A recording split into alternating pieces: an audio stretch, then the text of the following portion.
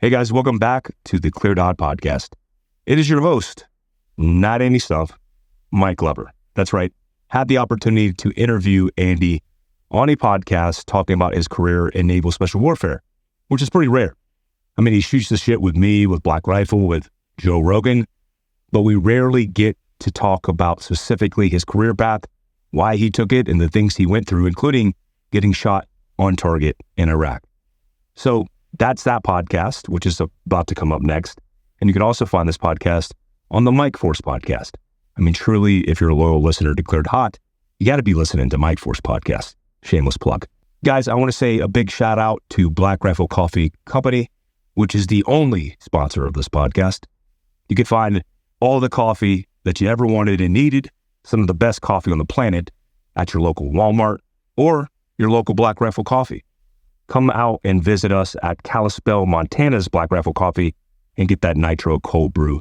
Denver and Andy put that together. It's one of my favorite drinks when I get to Kalispell. We're all hopped up on the Cleared Hot podcast. I appreciate you guys. And you're probably wondering, lastly, like, why are you doing this? Well, one, Andy just got out of the hospital. So it's very important as a friend. Number two, to be able to pick up his six. So I'm picking it up. He is completely fine. He's out of surgery. Make sure you say a little prayer and make a dick joke and send it to Andy. He's completely fine, and I'll let him communicate everything that happened on his own accord. But he's completely fine, y'all. And I want to kick off this podcast. Here we go. Thanks, guys. Okay, got the red smoke. Gun run, north and south, west of the smoke, west of the smoke. Okay, copy, west of the smoke. I'm looking at danger close now. Come on with it, baby, give it to me, I need it. Get cleared hot. Copy, cleared hot. Did you design this particular lip here? Let's show it towards the camera. From this side, it would appear, traditional can. This side, though, is a little bit more, probably more tactical. You could fit it inside of a... It needs more resilience. Well, you could put it inside of a molly pouch. I just don't know what you're going with. Is this an intentional design that Yes. Okay, cool. Yeah. That's so you could drink around some difficult adversity. Yeah. To make you better at being prepared. Looks like it's a really repeatable design on the top here. But I'm sorry. You can't deviate. All right, so I'm going to ask you, it's going to be a conversation, but I do have some tier 1 patron questions at the end of this. Okay. Specific to your experiences. Oh, you're talking about Patreon. I was like, what are you talking about? My patrons asked for my Patreon. So your career in the Navy was very non-typical compared to the fleet, the Muse, the standard protocols, because you did very specific things, including becoming a sniper. Like we talk about this offline, and you're a very competent long-range shooter because you're a sniper. You're a sniper actually before you went to Dam Neck. As long as you keep it within less than 300 yards, I can hit stuff. No. You're pretty good. I was a sniper before I went to development group, yeah. It was actually the second course that I went to in 99. When you got first assigned to the SEAL teams, what SEAL team did you go to first? 5. Yeah. And that's Coronado, right? It's Coronado. All odd number teams are West Coast, even number teams are East Coast, except for the SDV team, which is out in Hawaii. And SDV2 used to be in Virginia Beach. And I used to run from those things like the plague, because can you imagine sitting in the back of a mini sub for 8 to 12 hours? Yeah. That would suck. It would suck. So anytime they would say the word SDV, I would leave the room. And I've only actually seen one in person one time. Yeah. Because I was terrified they would open the back and say, do you want to go for a ride? Yeah. I just don't. But the team you first go to is, it was a good introduction to what's called the needs of the military. In second phase, I believe it was, after you graduate pool comp, the statistical odds of you making it through BUDS and becoming a SEAL are high 90th percentile. Like you've gone through the crucible portion. There's going to be job requirements that you have to perform, an educational aspect, but you're probably going to make it to your team. You're going to lose a few people along the way. So they sit you down and they give you what's called a dream sheet. What SEAL team would you like to go to? I am from Santa Cruz, so I put down 2, 4, and 8 because I thought, let's check out the East Coast. They gave me team 5. So it really was a dream. It's called waste your time filling this paper out. We're going to look at what teams need what, and it's the needs of the Navy. Was that a good thing looking back at it, or a potential, you could have had it better on the East Coast potentially? I I would say it was a good thing. I enjoy California weather better than I do Virginia Beach weather. And honestly, the community of guys is largely the same. The capabilities of the commands at a conventional SEAL team level is largely the same by design, which I would imagine ODAs are similar. Like we all have our medals. And for people listening, that, you know, mission essential task list, if you were to look at it like a 3-ring binder, you have to be able to do this, this, this, and this. You train to that standard. So really, you're just talking about where you pick up your mail between odd number teams and even number teams at this point. Now, development group is also on the East Coast, and that's a whole different animal. But that wasn't obviously an option right out of the gate. Now, did you know the path was going to be Dam Neck? And then you thought to yourself, well, if I want to go to DevGru, I want to get on the East Coast anyway because that's where it is. Didn't even know it existed. Really? So I went from Navy boot camp, which is in Great Lakes, or was in Great Lakes when I went through. They used to do it in San Diego and in Florida, and they reduced it down to that. Like the third week, you go in and it was a VHS tape. And there was a grainy video of the classic images of guys coming out of the water with probably rubber M4 shapes or M16 shapes. It was a VHS tape for sure. With just the camo across the face. I'm like, God, that looks good. And then you realize later on it just goes into your eyes. And I've never worn camo once ever for real because it would be an utter galactic waste of time. And from there, who wants to sign up for the physical training test? You raise your hand. It's a swim in a pool, I think maybe 500 yards, pull-ups, push-ups, sit-ups, and a run. Super low barrier to entry. That's to qualify to go talk to somebody while you're at boot camp. And when I was there, now in the modern era, being a SEAL is its own rate, which I think would be an MOS, would be like, you know, the 18 whatever. So when I went through, there was only, I think, 16 A schools, which is your occupational school you could pick. And I just looked at the list as which one was the shortest. And I picked Operations Specialist A School, which is a radar scope operator. So I went from boot camp to radar scope operator school, which happens to be on the Dam Neck Naval Annex. And I still, after graduating there, had no idea that development group was just up the road because I had no reason to go there. I was just doing my A school stuff. I was training as hard as I could. I got my BUDS class assignment at the end of that course, went to BUDS, graduated from BUDS, went back to Benning for static line, checked into Team 5, spent the year and a half doing my, actually it was about a year. I was in an operational platoon, but I didn't have my trident yet. Spent the year doing the training, did the test, which when I went through was hosted by the team itself. Each one of the departments would set up a test. It's like the diving department. You would put together open circuit gear, closed circuit gear, plan a drag or dive, talk about currents, plan a diving mission. Then you go over to the ordnance department and they'd have like a SIG 226 out there, an M60, which, God, I wish we still had those. The sound of an M60, just bop, bop, bop, bop. Yeah, it's such a lower cyclic rate than the modern ones, which don't get me wrong, like I like a nice saw or a 240 because they are ripping it, but the 60 is, whack, whack, whack, whack, whack. I would go to a symphony. Like if I was at a symphony, I would want to be first chair on the M60. Oh yeah, and the flames, the way they spike and spit. But so they had an M14 out there, an M4, and you're taking everything apart, describing every piece, then do a demo calculation on C4, time fuse. And then you'd go over to the air department. And I wasn't a jump master, and they know that, but they're talking to you about jumping things, put together, put your stuff on correctly, pack a ruck for a jump. They did that for every single one of those departments. And at the end, and then there was an oral board, and at the end of that, you are awarded your trident or you're not, and they'll recycle you back through that if you do poorly, because they've put 2.5 years into you at that point. In my first platoon, there were 2 guys who were screening to go to green team, which is what they call the selection. I think they call it S&T now. And that was the first time I had ever heard the term development group. And I think at that time, they were just still calling it SEAL Team 6. Development group is the official name of the command. SEAL Team 6 is what's on all of the slides. And that's not by any means sensitive anymore. It's all over the fucking world, unfortunately. So those 2 guys, and asking them what it is they were training for, was the first time I had ever heard of it. I do remember being at OSA school and hearing like explosions and gunfire on the north side of the compound. I'm like, I'm not going up there. I got to study how to use this radar scope. One of the guys made it through. One of them did not. And I think the reason I didn't know anything about it is if you went from a West Coast command and you didn't make it through, or even if you did, you never came back. They would send you to a different command most of the time on the East Coast if you had come from a West Coast, or they'd send you out to Yuma as a freefall instructor. And there just was almost no beta whatsoever. But I talked with them, the one who made it through, I maintained communication with. And then in my second platoon, that's when I started physically training for the selection process. And then the message came out where, hey, if you're looking at doing selection for this, put your name into the hat, and began that whole selection process. I didn't have a clue what it was until a couple of years into my career.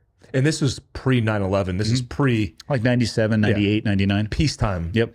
I was in the Army, and it was horrible. I mean, it was just like there wasn't a lot going on. And when you look at that time period in your career, you got to go to sniper school. Mm-hmm. Is that the career path you wanted to follow? And did you enjoy that course the most? I wanted to be a comm guy and a sniper, because in my mind, if anything ever did kick off ever, you need at least a comm guy, but probably a sniper as well. So why not be both? Because you're going to get on every single manifest. You'll be on every op. Every single one. Yeah. So it started with comms because sniper school is limited by the number of billets available, and you're not going to sniper school in your first platoon as a brand new guy. Like when I got to Team 5, free fall was not part of the pipeline. Out of 16 guys, there might have been 6 who were free fall qualified. Like you didn't even get looked at for that. Until, You guys used to go to our Yuma's free fall. Yeah. well, even I think Yuma, the JFK Center, is still the course, the overall umbrella for all free fall in the military, even though the SEAL program now has their own free fall course. I think they still report back to the Army. Yeah. But I mean, and so for the SEAL community, the billets available were based off the number of instructors that they could have from the SEAL teams going to Yuma. So I think they would get 2 or 3 students per instructor. It was a very hard course to get. The Navy runs its own sniper course, right? Yes. That's only Navy SEALs go through that. Unlike when I went through SODIC, it was Rangers, it was the unit, and it was SF snipers in the SIF. But you guys have your own. Yep. Is it designed kind of like off of Benning's? I know there's a lot of Fieldcraft. Couldn't tell you because I never went to the Benning one. Yeah. The only exposure I have to sniper school and the POI there, or the curriculum, is when I went through. I never went back as an instructor, and I never audited any of the other services courses, so I have no idea. How many weeks was your sniper school? I think it was 6 weeks of shooting and then 6 weeks of stalking. Wow. It was long. We started on M14s. First, you had to qualify with an M4. Like I just shoot expert on a regular military qualification that you'd get your ribbon for. And then we started M14s open sights all the way out to 1,000 yards, which is a poke, open sight M14. Then we switched to 300 Win Mags, which is why I still to this day love that round. It's not that it has the best ballistic capabilities, but I've been shooting that thing since 99. Yeah. 50 cal, which is a horrendous and horrible weapon system that weighs about as much as this table. And the bullets are about this size and weigh about that much, and you will get a nosebleed and concussion if you shoot it too much. Brutal. And SR-25s were coming through. We were the first class that we actually did a bunch of stalking with those. But that was kind of the beginning. So you had to pass the shooting course to go out to the stalking course. But during that shooting course, it was everything that I'm sure the other courses. It was unknown distances, snaps and movers, walking targets. We were still milling. I didn't touch a laser rangefinder until probably like a decade later. It was all milling things. Like I'm used to MOA. Like that's what I was taught on. So that's what, and I know a lot of the Army uses mill, and there's so many different sites, and they're all awesome as long as you know how to use them. I've always been an MOA guy because of that school. So, measuring things, observation drills, KIMS games, PT, and I literally stayed in a tent out at a civilian range out in Coalinga. That's where we did the shooting. And you were either on the line shooting or you were working in the butts, pulling targets up and down all day, every day for, I think it was about 6 weeks. Wow. So 12 weeks total around? Yep. And then you go straight to stalking out into Nyland, which is out near the base of the Chocolate Mountains in California. And fuck, it's hard. It's high desert. And I remember they issued me a ghillie suit.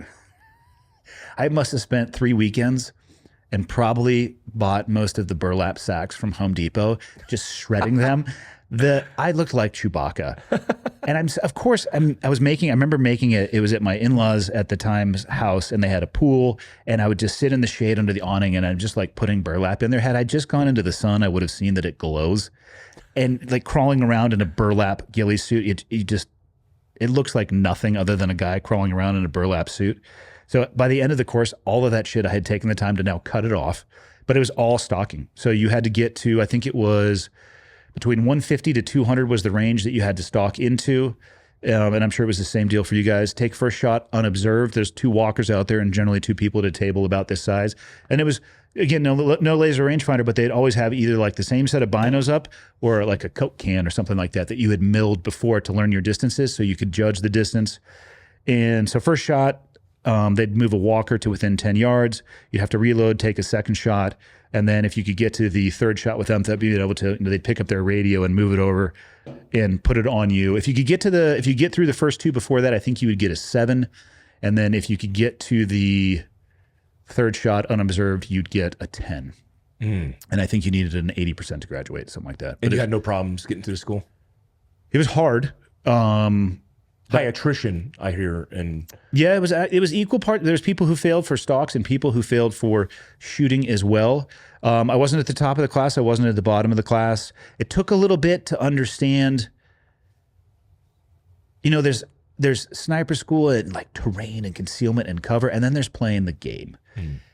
And, sometimes instead of crawling, I would wait till one observer was looking at somebody else who had taken a shot and another, and I would look at them and tell that their binoculars were in different directions, and I would just stand up and walk directly at them because they were busy. So why crawl? I would wait until somebody else would shoot, and I would just stand up in the fucking wide open and walk at them. And I've done that. Why not? There's only 2 observers. So there's knowing the skill, and then there's playing. Gaming. There's playing the game. Yeah. I did equal parts both. That's good.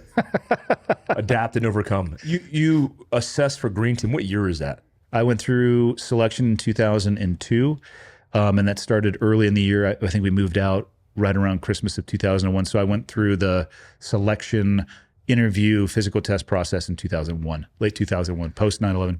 So right after 9/11. I think it was October. So this is about the time Neil Roberts Ridge. That happened when I was in Green Team. Wow.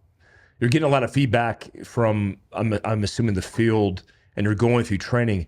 That's likely, training evolved, especially in S&T organizations or every organization in the military, rapidly, because we had a legacy optic and viewfinder of how we operated, especially through the 80s and 90s and Cold War.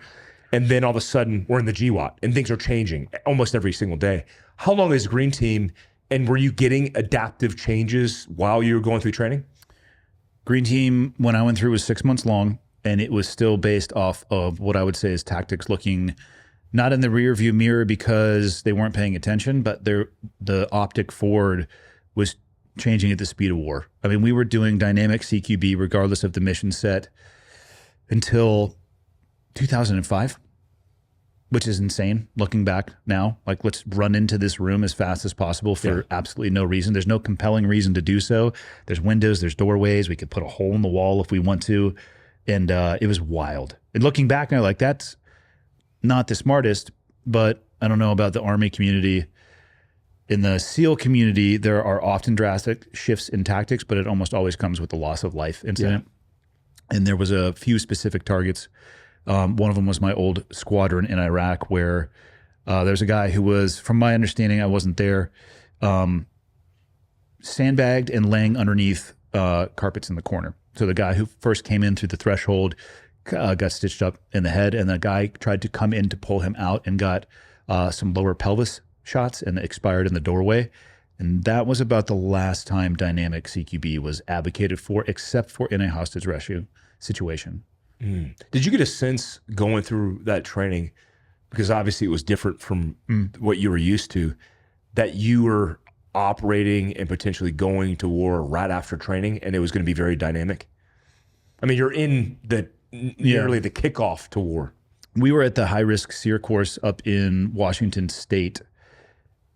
There was another course of instruction that was supposed to happen after that. I forget what it was, but they stopped anybody who's going to blue and anybody who's going to gold and surged us over to finish up the Karzai detail. So we didn't even finish Green Team before we went over to Afghanistan. This was post the ambush attempt on Karzai, so we were largely just there to fill the gap until they turned it over to, I want to say Dynaco or something like. It was a State Department contracting company.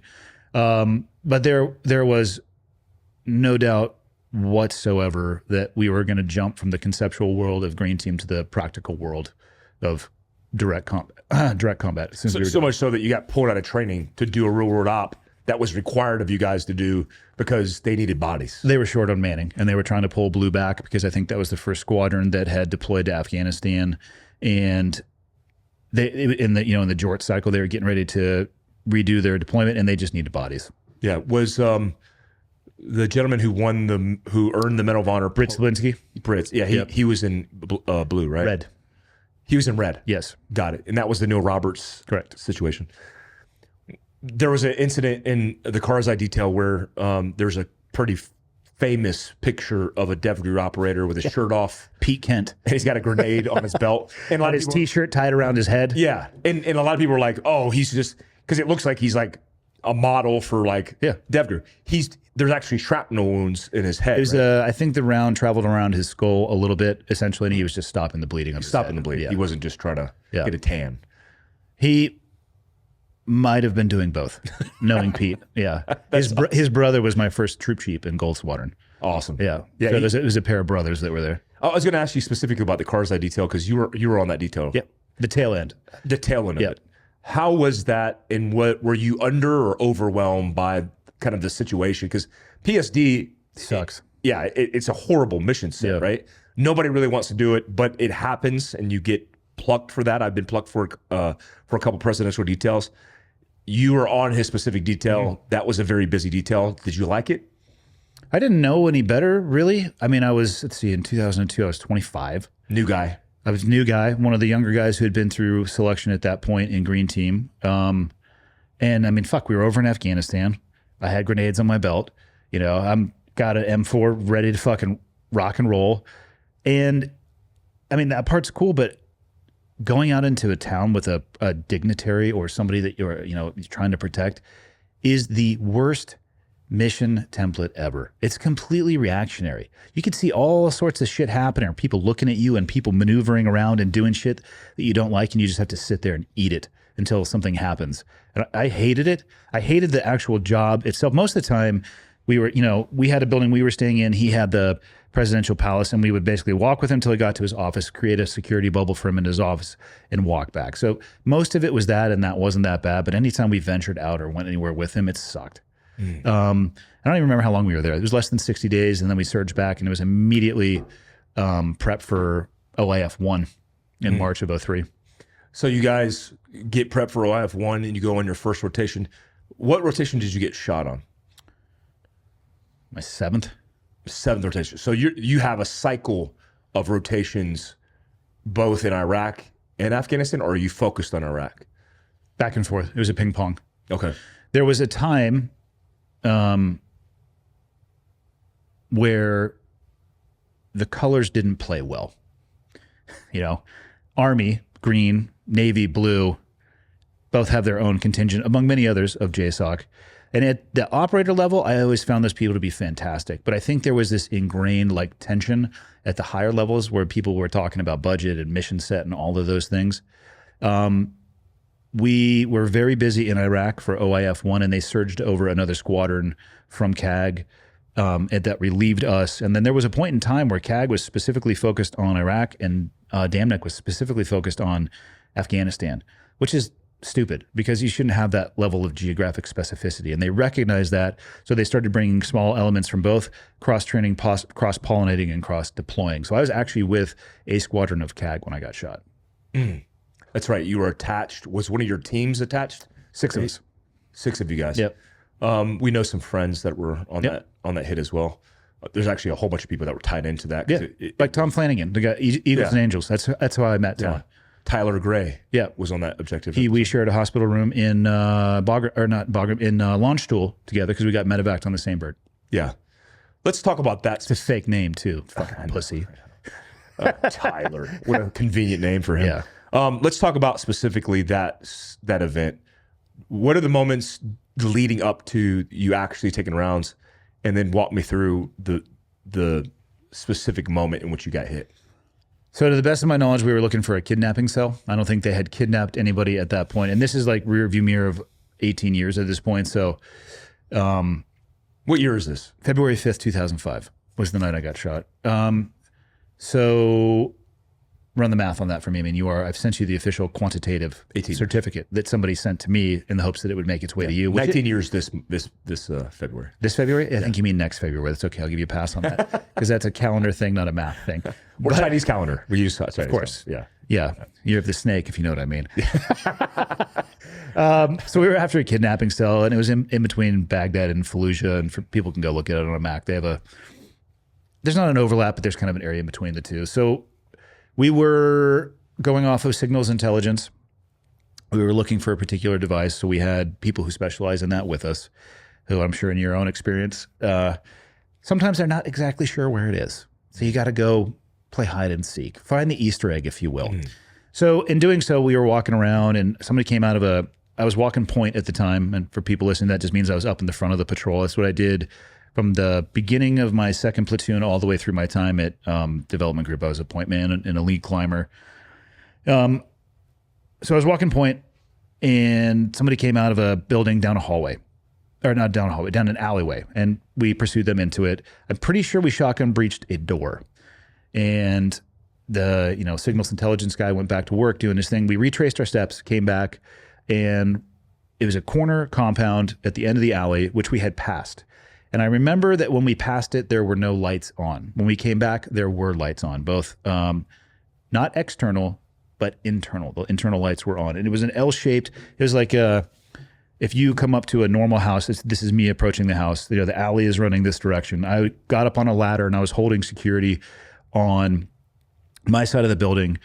The only thing that would be different from this, a very normal like house in America where this would be a garage that's extending out a little bit. So it was window, door, wall that comes out and goes over, and where the garage door would be, there was like another window. Super traditional short L type building.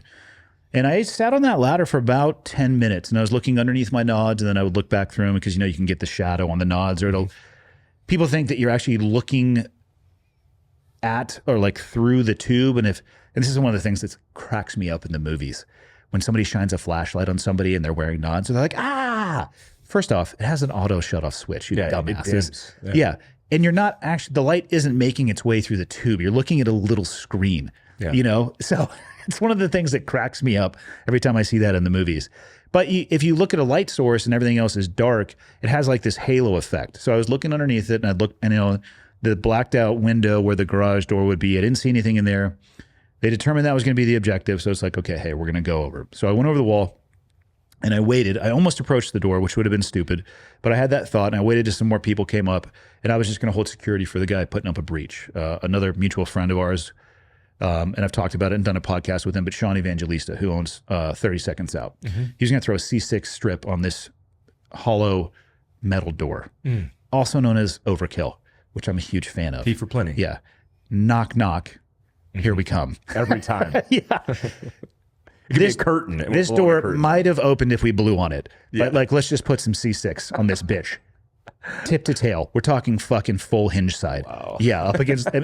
And for anybody who's ever been around that, you're like, oh, daddy, that hurts. You want to get around the corner for that one. Yeah. So I didn't like this blacked out window that I couldn't see in. So before I turned my back to that, I wanted to take a look into it. And there was a vehicle that was in the courtyard as well, the gate.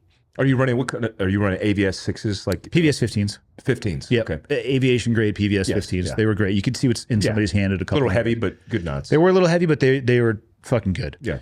And the whole time I was looking at the window that had the internal illumination, I never saw a shadow. I never saw a curtain move. I didn't see shit. I was looking at that window for about 10 minutes. So I get up to the corner of the building, and right before I was going to continue on, I just wanted to look in the blacked out window. And I turned my head to the right, and I heard a shot break, and it felt like Jose Canseco hit me with a baseball bat right in my super high left leg, and it spun me towards, as I pushed off with my right foot, and it spun me towards the window, and it's the only time in my life where I've had that sensation of time slowing. I don't know if the guy had the AK on full auto or he was just cracking, but it was like full on Somali style, just AK up in the air. I don't think he had been aiming it, but it was like boom, boom. And I hit the ground, slid under the goddamn car. My sling of my weapon decided to attach itself to the undercarriage of the vehicle. So now I am stuck under the car with no ability to shoot back as I'm listening to rounds impact the vehicle, looking at the muzzle blast. And within what felt like about 30 seconds, which was probably about 3, real-time kick back in. And, what's the first rule of a firefight? Fucking return fire. Let's just say that Mr. Man with the AK got overwhelmed with suppressive fire pretty rapidly. But So you had cover. we had people back up on the wall. Got it. People who were in the courtyard started shooting back in. I'm fucking stuck under a vehicle. The first thought that hit my mind as I was spinning, all the medical training we go to, they talk about the danger of, femoral arteries, your pelvis. You can fit all of the blood volume of your body into your quad and hamstring space. And I knew that whatever had hit me, however bad it was above where I could put a tourniquet on. So I assumed that I was probably going to be dead within 3 to 5 minutes. All of those thoughts went through my head before my back hit the ground. Interesting. So I can't. So you knew you were hit as you were going. Yeah. It was not a shiatsu massage, to use a term that you're familiar with. I completely know what that means. You're Korean. Not that I'm sure shiatsu is actually Korean. But Evan comes over and pulls me out, and I'm like holding on my leg, direct pressure. And of course, like, this is the thing that I don't know if you can ever describe to people about war. You'll have the most horrific thing happen, and then you're just laughing afterwards. He pulls out a set of trauma shears. He's like, "Move your hand, man. I got to cut your pants." I'm like, "Bro, direct pressure." And we just start laughing. And he cut. He's like, "I got to cut your pants off. Direct pressure." Yeah. And then Give me your penis. Yeah. So he cuts it open, and He cut your pants off. he cut At the pocket. He didn't cut him off. He just exposed the wound, and And I don't know if I ever looked down at it. Wait, is this a dev medic or a unit medic? No, this is just Sean. Oh, This is just it's an Evan. assaulter. Yeah, this is Eva. This is the dude who moments later still went up and put the breech on the door. After There's still a gunfight going on. They were just laying heat into that window. Yeah. And what we didn't know, because this will tie into the story later on, is that an element from A Squadron had also entered on the other side of the building. And they were working their way towards that doorway that we were going to end up reaching. They were internal in a firefight. Yeah. So all of that shit was going on. Sean cut it open. He looked at it. From what he had described, I mean, there's multiple holes.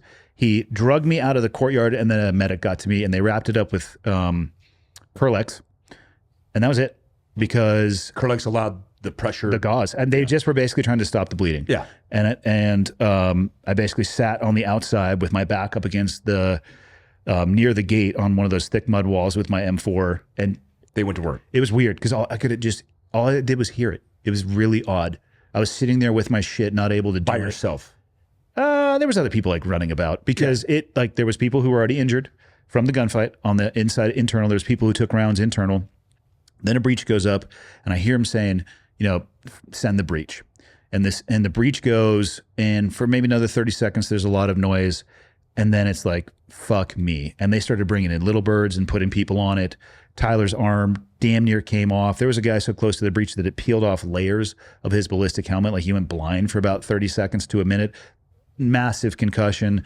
Could do with a gunshot wound to his bicep. One of our guys had a gunshot wound through and through on his hand. It's a mass casualty, nearly. There was, I think, 7 or 8 guys that got hurt. I got put into a Bradley and driven back to the green zone, and they were landing little birds there to stuff the most critically wounded people and get them out of it. It was a fuck show. What was the disposition of you with the injury post getting hit? Were you in pain? Were you able to stop the bleed internally? The only thing I ever got applied to the wound was Curlex. I've still never had surgery. I've never had stitches. I've never broke. Well, sometimes I break my pinky doing jujitsu. It's the gentle art. Yeah. Should get into it. They didn't do anything because my main complaint when I got to the green zone was my ankle. I felt like my ankle was being driven over repetitively by a steamroller. Come to find out later on, not that getting shot feels good, and I don't advocate it for anybody. There's hundreds of pieces of metal. I actually have a picture I'll show you. It's of my pelvis. There's a bunch of pieces of metal inside of there. But my main complaint was, and you've seen this, and people can look it up on Google, when a bullet goes into like ballistic gel, the shock waves. So that round, when it came out, either hit my sciatic nerve or the shock wave interacted with it, but it fried it. And the termination point of that is in your ankle.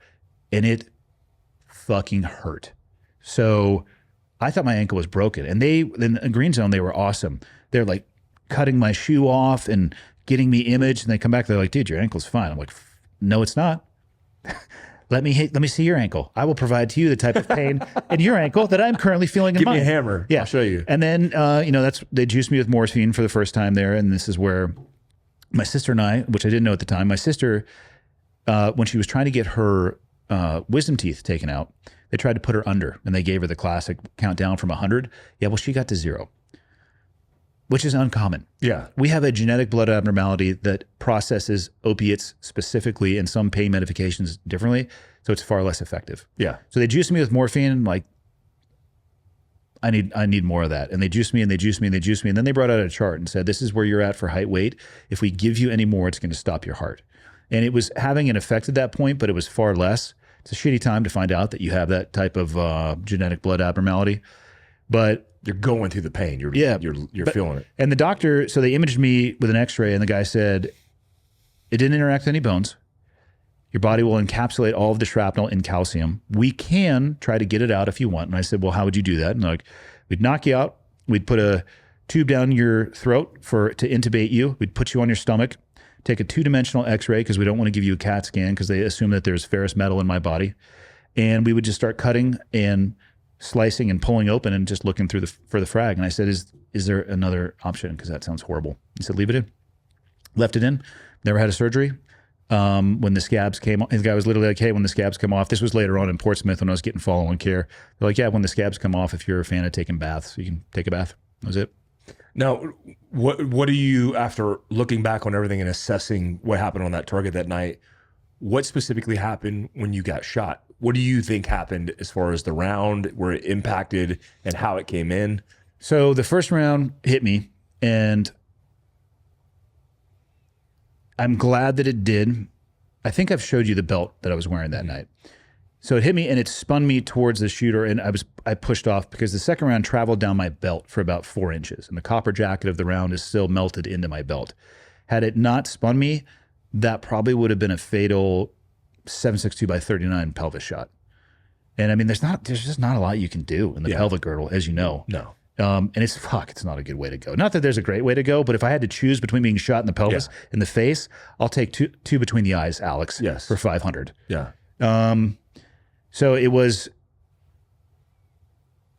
I think more than likely the people in that house, we were obviously at the right house because I never actually checked to see whether or not they were at the cell, but they were obviously armed and willing to fight, which was kind of uncommon at that time.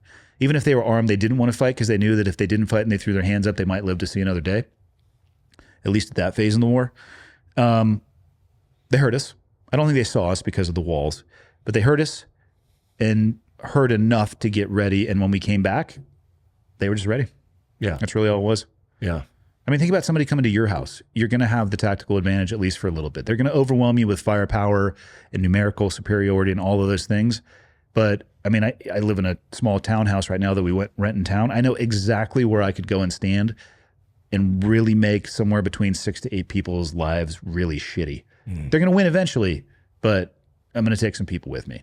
Did you get exfilled out of the country after that happened? I imagine it became more complicated medically, so you needed to get to a higher level. So Tyler and I got thrown on a helicopter and flown to Balad. Then C-141, medical C-141 to Landstuhl, into a school bus rigged to hold stretchers. And that actual portion of it, the airplane and the school bus ride, was the worst part. There were tip to tail, side to side, full of injured people who were fucked up. Yeah. We're talking screaming in pain. Anytime that they moved, excruciating pain. Dude, we had a JSOC doctor. I mean, myself and Tyler had a guy. I was like, hey, this is horrible. Can you put me out? And he's like, yep, no problem. Like, see you in Germany. Yeah. Other people didn't have that experience. But we get on the bus in Landstuhl, the airport. Dude, it was like a 40-minute bus ride. You know about vehicles. Shocks on school buses aren't great. Imagine being in a stretcher with like erector sets that they were able to put on some people, or broken, you know what I mean? And you're like bouncing around. It was horrible. It was horrendous. We get to the hospital. Tyler and I shared some Jell-O together, watched some DVDs. He stayed there for longer. I ended up getting on a commercial flight coming home and was home a couple days after it happened. Wow. So this is probably a turning point in your career, because after this, the whole officer thing comes into play. That came into play a couple years later when I was a BUDS instructor. I was doing my LPO tour, or leading petty officer tour, during that deployment. And because I didn't do it for enough days, they counted it as incomplete. So you couldn't promote. I could not promote, and I didn't know it at the time. I got turned down for E7 twice, and I finally was able to talk to somebody who was at the board, and they're not supposed to talk about it whatsoever. And the guy was like, your record even never got assessed because the LPO block was not checked. And at BUDS, I was at a shore command. At a shore command, you have to hold that billet for 2 years. And I had just checked in, and the guy had just started. So I would have had to wait for 2 years for him to finish, do it for 2 years. So now we're at 4, and then apply for the next E7 cycle. Hopefully it wouldn't have been an additional year, because they only do it one time a year. So I had like a potential 5-year, like trying to run uphill in soft sand. And I didn't want to get out of the military. And the reason I wanted to make chief, I think just like everybody does as they go up the ranks, whether it's officer or enlisted, is I want to have an impact. You know, like you're starting to get a good amount of experience. You want to be able to pass that experience on, and you want to be in a place where you can help make decisions and have some impact over what happens. And it wasn't going to happen on the enlisted side. And I found a program called the LDO program, or the Limited Duty Officer Program, that didn't require a college degree. There was no LPO requirement. You basically submit your service record. You do a couple of interviews. It's the same in the Navy. It was the same vehicle that the warrant officers go through. Their commissioning is a little bit different, but it's the same package and interview. And what does honor mean to you? You know what I mean? Like you fill out all these things, which it's not hard to do, and everybody kind of just fills in the rote answers, and what they think they want to hear. Oral interview, and then you submit the package, and a message came out in like July of 2008. Hey, you got picked up, #1 candidate to be selected.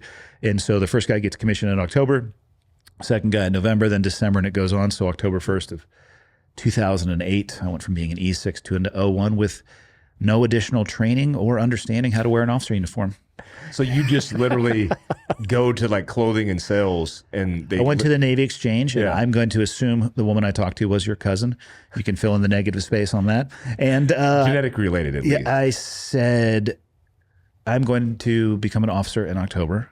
I don't know what uniforms are required. Please fill my shopping cart up with me for everything that I'm going to need. And then we went, they have the tailoring department there. And yeah, that's how that went. So one day you're enlisted, the next day you're an officer. Were there people in your command that were like, what? Like what? No, I mean, everybody knew it was coming. It's going to happen. Yeah. And then I remember the first time I wore my khakis, which is like the working officer uniform. I walked over and I found a guy. It was an E9 who I had known from the command. I was like, dude, do I have this shit on, right? I had no idea. So crazy. Yeah. So crazy. That's what, and people, this refers back to a time where I imagine it comes from, I know some guys in B Squadron who had done this early on, but it comes from battlefield commissions. It comes from the concept. It's not that level. I mean, I know what Yeah. you're talking about. Those guys are, a lot of the times I think that happened because almost everybody else died, or all the officers died. It wasn't a battlefield commission. It was off the merits of my service record for sure, but it was not as extreme as those situations that you're talking about. But it's also at the time in war, I mean, I imagine that's the protocol. It's like you need a lot of good officers and you have a lot of enlisted experience.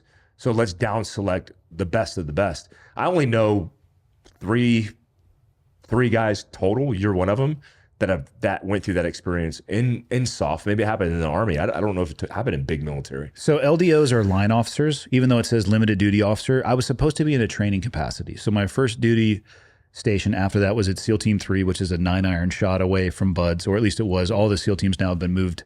The whole compound has been moved south down. Actually, by where we went and got those burritos. Yeah. That one day where they recognized you before me, which is awesome. Rock Hard was there too. We're like in the most SEAL-centric area, and we're getting a burrito because I was going to show you like the most awesome place to get one in It was San Diego. great. They were delicious. And this SEAL student comes up, is like, "Are you Mike Glover?" I'm like, "Is this fucking happening right now?" It was awesome. It was fun. Most of the SEAL teams are like actually literally right across the street from me now. So it moved from there. they invested like billions of dollars to build a full complex, indoor ranges, like really cool shit.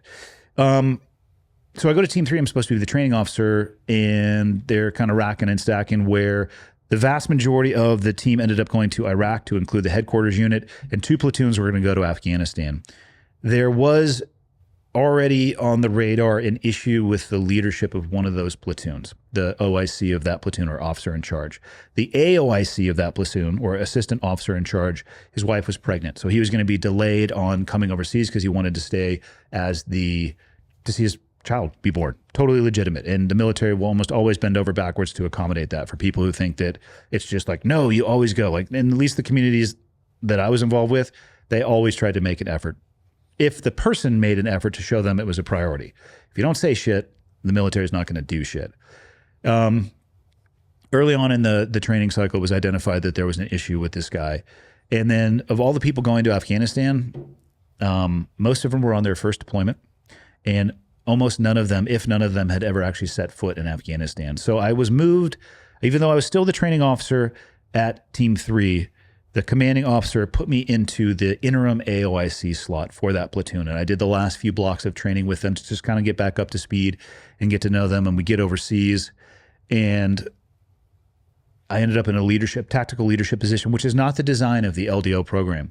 Shortly after this, too, to jump forward a little bit, there was little to no participation or people looking at the LDO pipeline. So they actually closed it down for the SEAL community, and they converted everybody who was an 1130.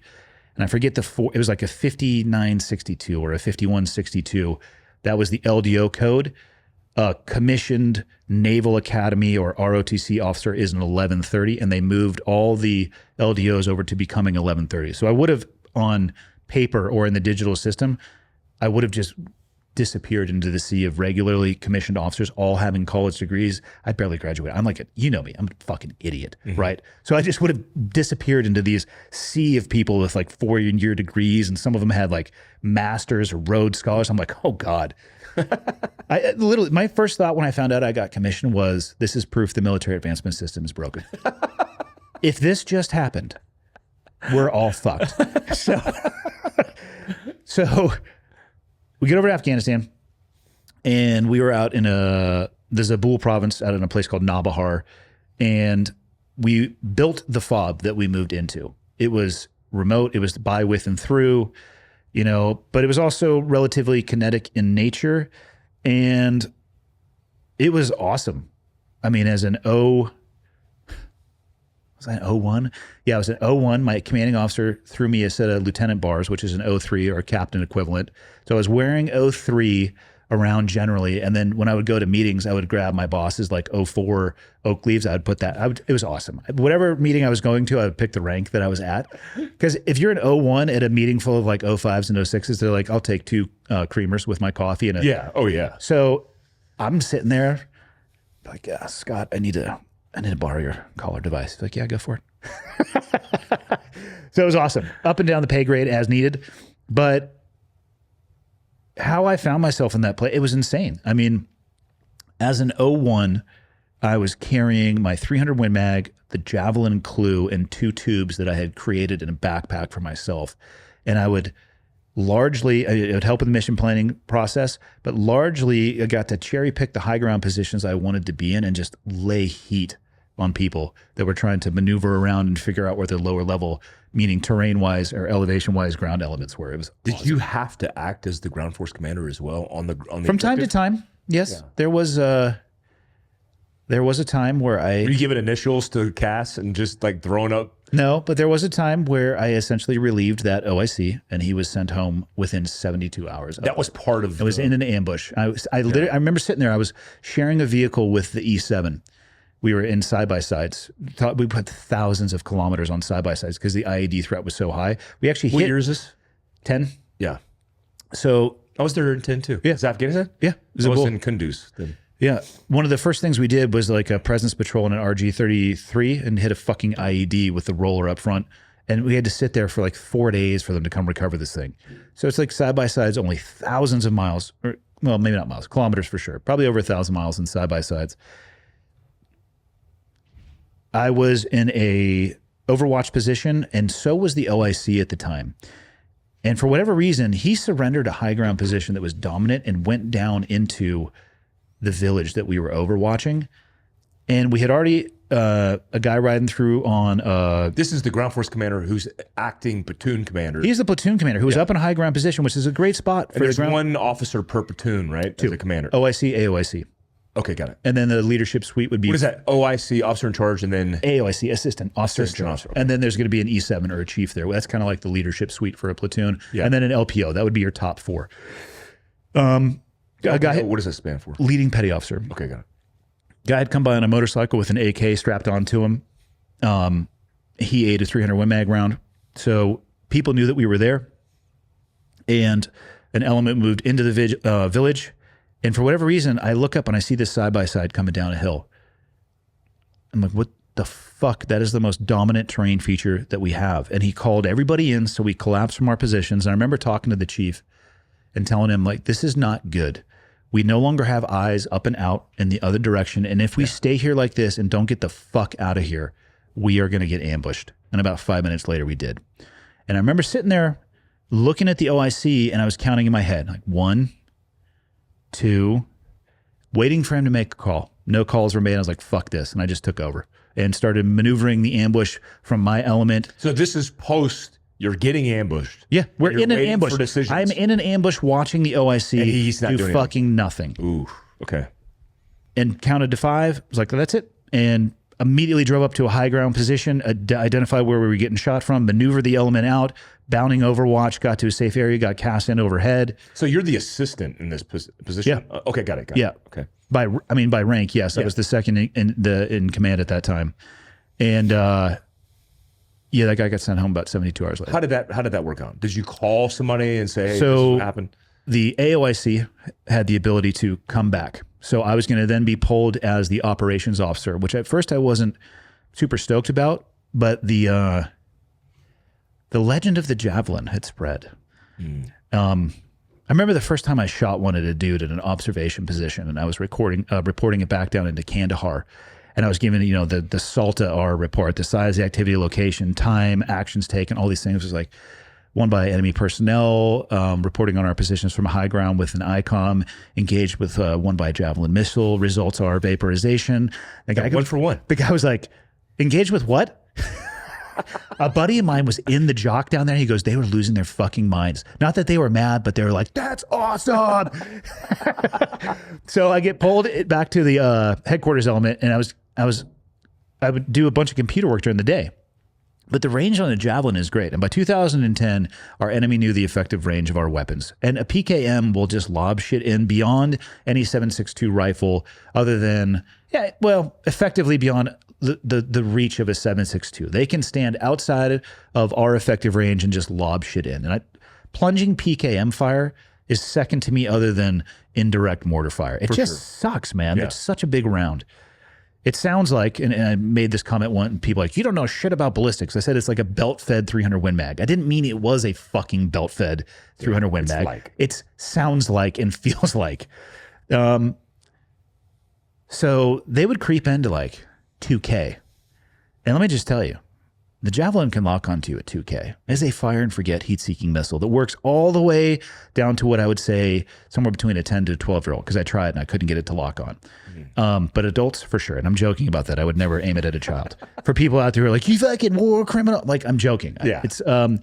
But it'll lock on the heat signature of a person at that distance. And if there's more of them, the more the better.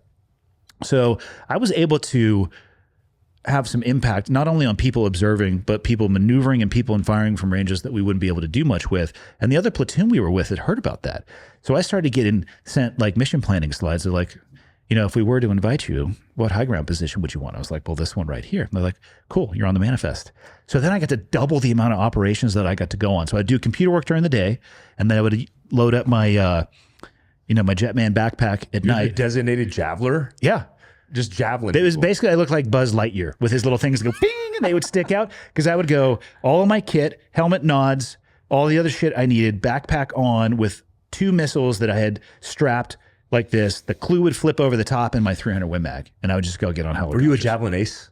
Oh, yeah, by far. Yeah. I think I shot 12 or 13 of those things. Yeah, it's just rare. Yeah. Javelin ace is rare. So you, I'm noticing a trend here. You're like the ghost assaulter. Ghost assaulter? The ghost. You're able to be in any position you want, but you have no specific responsibility. You've kind of gotten to a position where like you could free float and do whatever you want. To a degree, yeah. Now, it was a very atypical career progression. Yeah, and I want to ask this direct. Was the fact that you came from DevGru a component in giving you the latitude from chief, from senior officers, even from the men's perspective? I imagine that word was getting around. It's like Andy came from Dev, he could do what he wants, kind of deal. It was never that I could do what I want. Like don't get me wrong.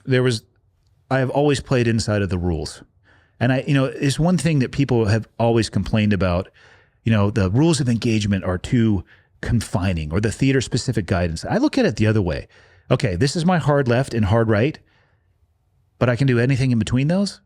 Like, okay, now I know what I can do. Now I can get creative. So even in the roles that I had, I could never just be like, hey, I'm going to go do this, but I could pitch an idea. Like, what do you think about this level of force multiplication? Put me and 2 javelins up there and 2 snipers on this hilltop.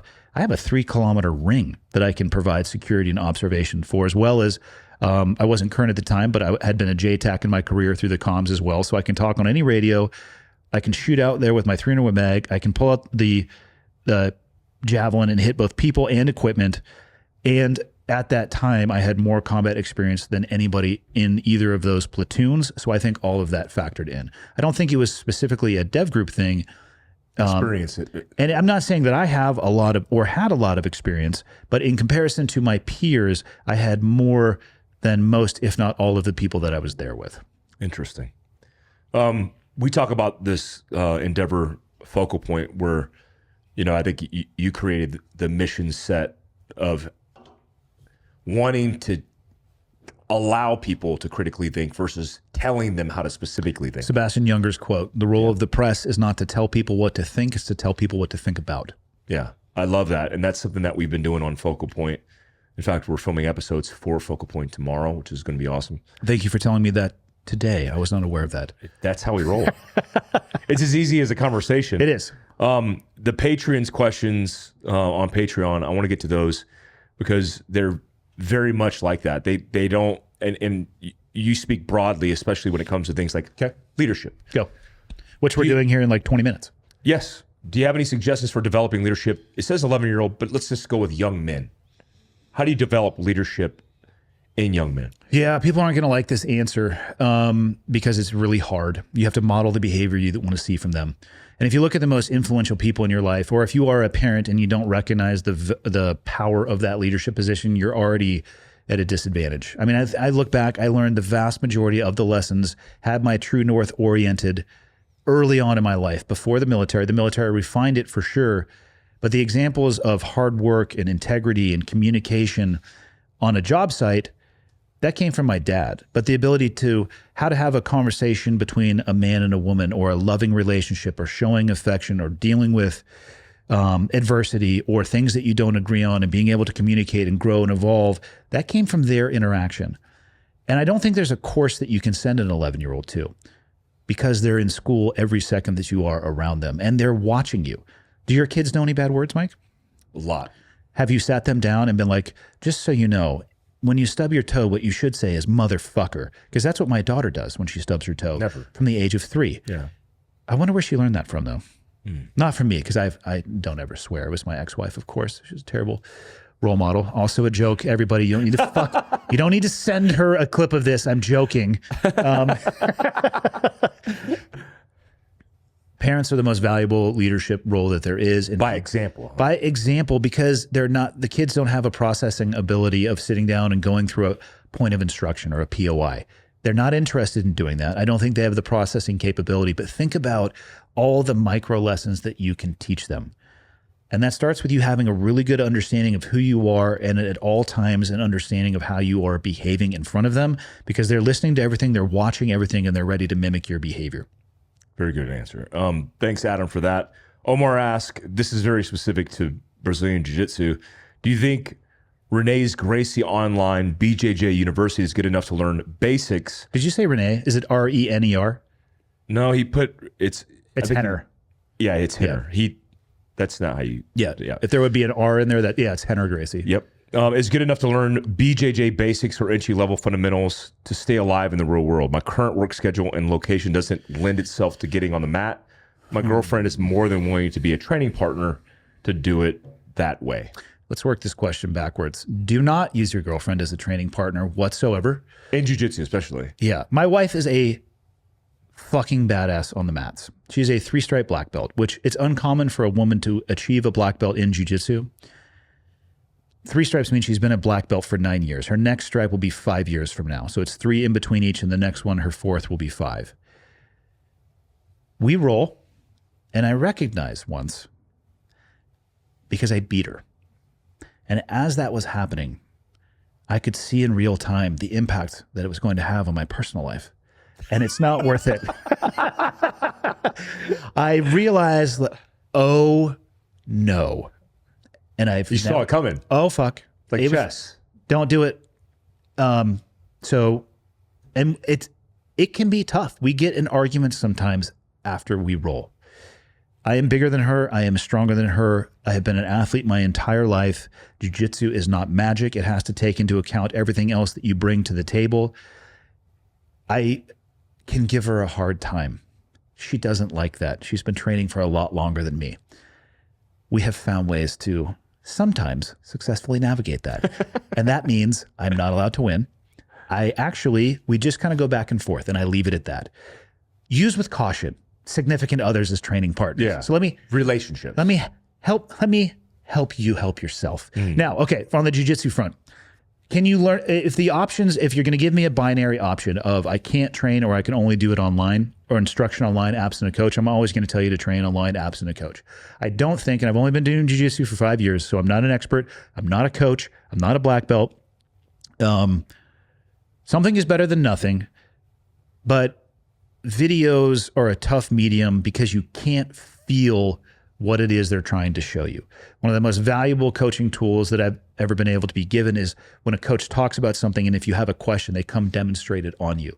You understand the angle, you understand the grips, you understand specifically the pressure, which you can't see that in videos. So if that's the binary choice, do I think that you can learn enough to defend yourself? I think you could have enough information in your head, but you're not going to have enough live reps pressure testing that information against a truly resisting partner. Knowing all of the jiu-jitsu in the world is great. Not being able to apply it with timing and technique is a problem, and you're not going to get that absent live rolls. So if that's all you have, do it, but I would find a way to modify your schedule if you want to go down the jiu-jitsu path, to do it with training partners that are about your size and experience level so you can pressure test these things, because your online education, in my opinion, and that's all it counts for, will fall apart in a real world application.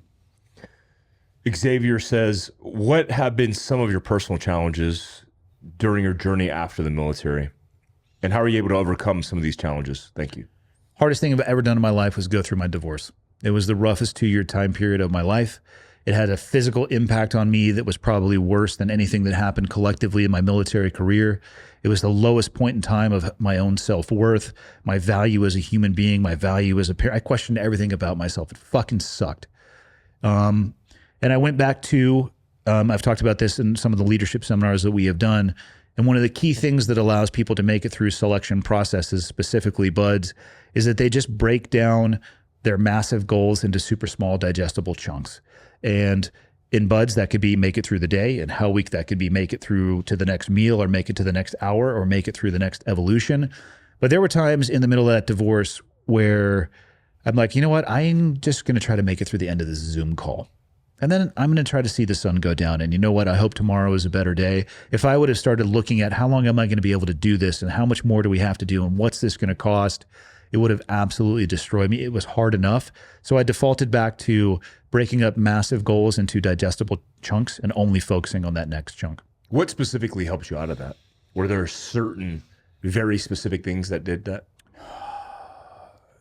I spoke to a therapist every Wednesday for almost 2 years. staying physically active for me is directly tied to my emotional stability and my emotional health as well. So I leaned on jujitsu and the people at the gym as my training partners. They didn't even know it. They did not even know the role that they held in my, I would use the word stability, but there were times where I was unstable. Call it recovery, I guess, from where I was to where I was able to grow out of. They didn't even know it. They had no idea that they were playing that role in my life. And then probably the biggest thing that trended stuff in the right direction was meeting Leah. Yeah. R.R. Perron asked, Andy, in all seriousness, when you're alone with your thoughts, not podcasting, not doing media, not talking to left or right folks, do you ever go down the thought process or path of the fact that the U.S. is dying? I mean, I think a bigger question is the U.S. dying?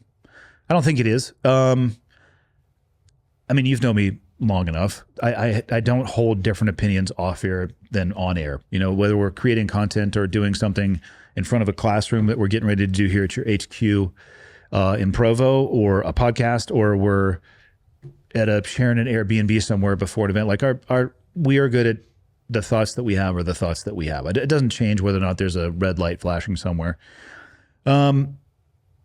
You know, I try to have conversations with people from all sorts of different generations, and I don't worry about it too much because it seems as if every generation has faced an existential threat of what they used to know. It seems to be threatened, and they're unsure of the future. And I think we're going to be okay. I was doing a podcast with Tim Kennedy this morning, actually, for Change Agents. And he was talking about, because I asked him, I said, are you hopeful or cautious about our future? And he goes, you know, my sons are playing on a hockey team, or my son is playing on a hockey team. And I just went there, and it was people all the way up to, 18-year-olds just before the professional cusp. And he's like, I smoked the shit out of them, and they were there for it. They trained 10 times a week. They wanted to work out hard. They're exactly the person that you would want in a foxhole with you. So those people are still always going to be out there, and it doesn't need to be everybody. I'm worried that we seem to be trending towards a gelatinous, homogenous society that is completely incapable of getting off their ass to a degree. But the beauty is, as long as that core nucleus of people exist, we can do so much because of the leverage of those people and the power of those people. I'll start getting really worried if Tim had gone to that, or in you and I in our day-to-day professional or personal life, we don't run into that group of people. If that disappears, I'll start being worried. As long as that exists, I think that we're going to be okay because of the power of leverage and how much we can leverage those people. It doesn't have to be everybody. I am worried about like the passivity of our society and this desire to treat uncomfortableness and pain like a medical symptom that has to be addressed. Like the most valuable things in my life are the ones that I have worked the hardest for. It seems like if you, and I'm not saying that this is the case, this is what it seems like to me. If you wake up and you know, I'm just having a bad day. It's like, well, we need to treat that. It's like, no, work your way through your fucking bad day. Like it's going to be all right. You're going to be more resilient at the end of that. Not every day is supposed to be like ear to ear grins, you know? William Lycos asked, how would you teach daughters how to always be aware without making it obvious? I mean, imagine he means situational awareness. Yeah. I mean, I think you should teach. It's interesting. I had a question for an episode that came out today. You know, it was about how do I teach my daughter? You know, I want her to be independent, but also I don't want to like turn her off from allowing people to help her. And my theory is you should treat like, will your daughter know how to change a tire? Yes. Of course, right? How to check the oil in her car. Some people are like, oh, only a guy should do that. I'm like, that's really weird. It is weird. Like, how about we take the gender role out of knowledge and teach everybody the same? Because to me, there's two different buckets there. Like there's capability. Men and women, from a knowledge perspective, should be equally capable. Like, oh, I shouldn't know how to change a tire because I'm a woman. Like, the fuck are you talking about? You're waiting to be a statistic. And like, what if you're in the middle of nowhere? Like, let's be capable people. So teach men and women the same skills. And then we have to teach men and women how to respect each other. Like for me, I don't look at it as a gender role to open the door for my wife. I love her to death and I respect her and I enjoy doing it. And I saw my father modeling that behavior. I walk to the outside of the street when we're walking down the street because I recognize that the vehicles are threats. And because I love her and respect her so much, I want to put myself in that position. If we see somebody weird walking down the street, and this happens all the time, I just put myself in between her. I don't say anything. I'll grab her hand sometimes, and she knows what I'm doing. But there's the capability, and then there's the respect aspect. Capability, I think, should be equal. For guys, you also don't want to be overbearing and try to do everything. And for girls, you don't want to be passive and demure all the time and waiting for people. So that's kind of that balance. So I would teach them to be as capable as possible, and then also explain to them, like, you don't need somebody to open the door for you, and maybe don't expect that, but understand if somebody does, it can be at a level that's deeper than, what they're thinking in their head is, nice tits. Maybe they had a great set of parents and they're just being respectful. But again, it goes back to modeling, but treat men and women the same when it comes from a capability perspective. I like that. Last question, Cami says, what do you think will be the first move the enemy will take to potentially destabilize the United States?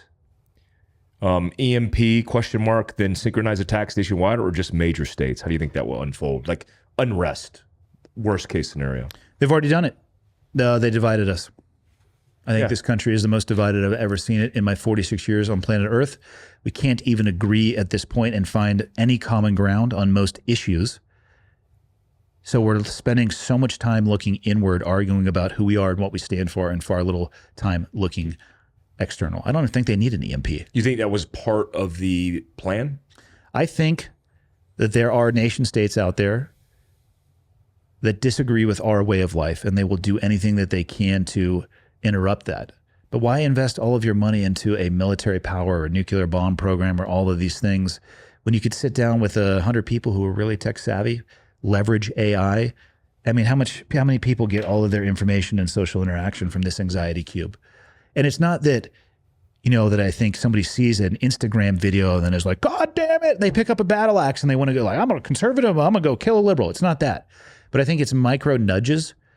And like, there are behavioral therapists that know exactly what type of little hooks to put into content that elicits a response. And if I was a nation state, what would I rather do? Would I rather line up tanks in armor and battle it out, or sit back and just completely erode a country from the inside while the people who are being eroded don't even recognize it? I think the first move's already been taken. We focus on that effort and conversation of AI, EMP, kind of end of days scenarios in one of the focal point episodes. We just talked about EMP stuff actually on the Change Agent episode, which I have no idea when it's coming out, but it'll be after this because this comes out Monday, I think you said. Yeah, we just did that. When is that? I have no idea. You just did one with Tim, right? Was that Today. the same episode or is it a different episode? That was this morning. I think you and I, what day is it today? I have no idea. Fuck. It's Friday. I think you and I did our episode Thursday. Yes. I have no idea when it's coming out though. Okay. And I have no idea what day it is or what time it is. We got 8 minutes into our leadership seminar. I have one more selfish question. Well, a true leader shows up 5 late. So we actually have carry the 113. True. Yeah. True. I'm actually interested in this personally. I've never asked you this before, but where does the obsession of jumping come from? Because I see you passionate in many things. Yeah. Jiu-jitsu is one of them. Yeah. But It's jumping is, but there's something like that's got to come from somewhere. Is there a root to that? Did you get the interest in military freefall? Because outside of just jumping for fun, you've broken many records, including a world record with supporting Folds of Honor with Legacy Expeditions, 7 continents, 7 days.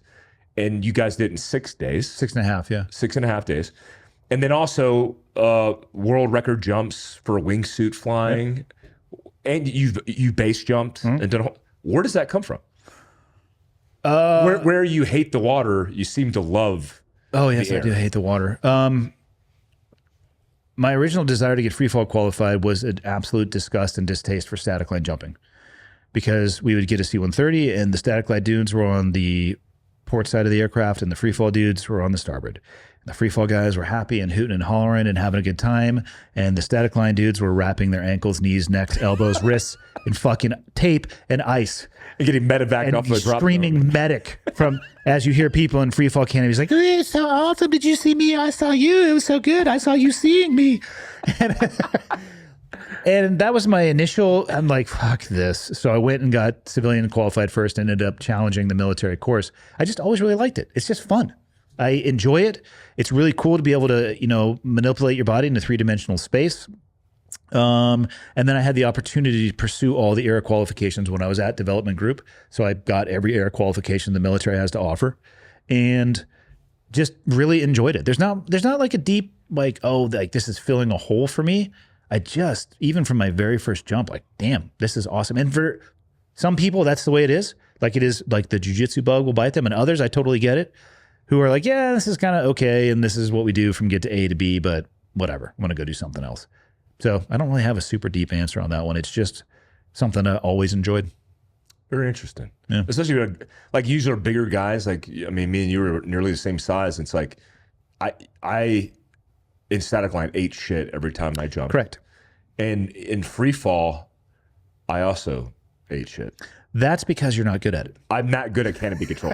I'm very bad at it. Or the I'm good at falling. portion. Either, so from what I have seen, and I have terabytes of footage that I'm happy to display, from the exit, not good. Free fall, not good.